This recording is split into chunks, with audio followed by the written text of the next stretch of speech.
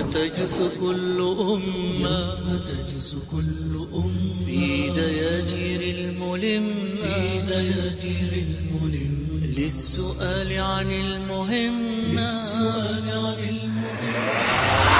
1929, the king of Iraq, he says that I had a dream. I had a dream with the two companions of Rasulullah sallallahu alaihi wasallam. They have come to me and they said to me that the water from the river Tigris is seeping through our graves. Help us. The king of the time, he says, I dug a place up between the grave and the river Tigris to ascertain the truth.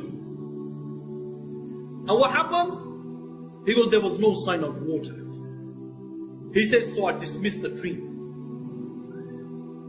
He goes yet again. He had the same dream over and over and over again. The same dream that the two companions of Rasulullah sallallahu alaihi wasallam are saying, that take us out. Take us, save us. The water from the river Tigris is seeping through our graves. He says, so at that time, I took mashwara with the people of Iraq, especially with the ulama. He says, so I gathered all of them.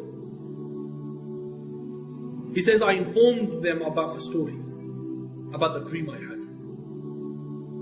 He says, when I informed them about the dream, he says, one of the scholars of that time, he got up and he said that I also had the same dream.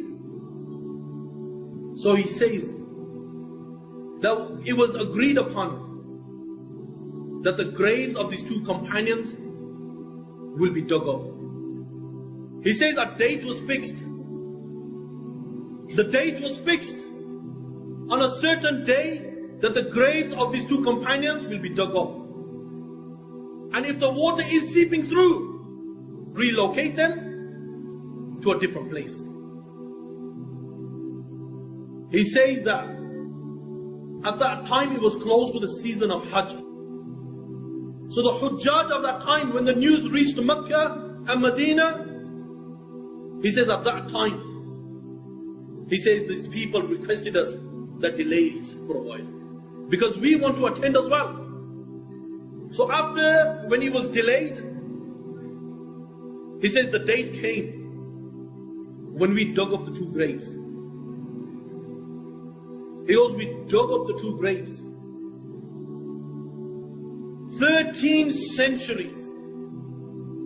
For 13 centuries they were in their grave. He says when we looked at their body, they were completely intact without a scratch. And this has happened only in 1929. And says we took the bodies out and we moved them next to Salman al-Farsi. Next to his grave, a hole was dug. An eye specialist at that time, a non-Muslim of that time, he says, witnessing this, he says, I looked inside the two companions' eyes. And he was an eye specialist.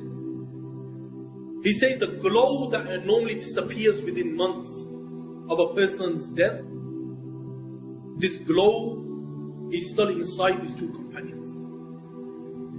The glow is still inside these two companions. And what was flowing on his lips a couple of seconds after? Ashhadu la ilaha illallah wa ashhadu anna Muhammad Rasulullah.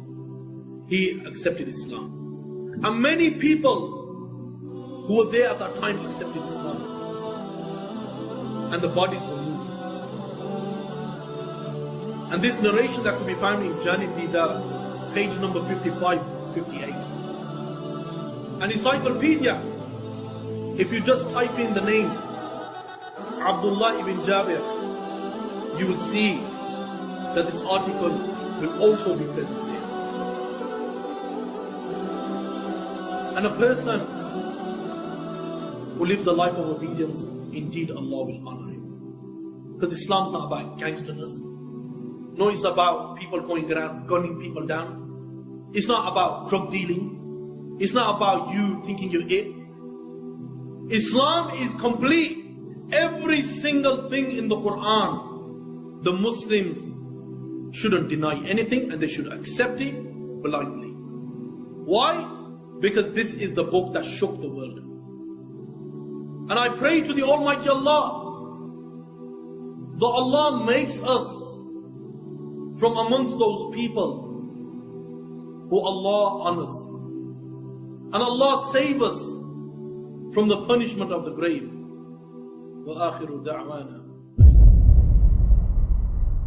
ولا تحسبن الذين قتلوا في سبيل الله أمواتا ولا تحسبن الذين قتلوا في سبيل الله أمواتا بل أحياء عند ربهم يرزقون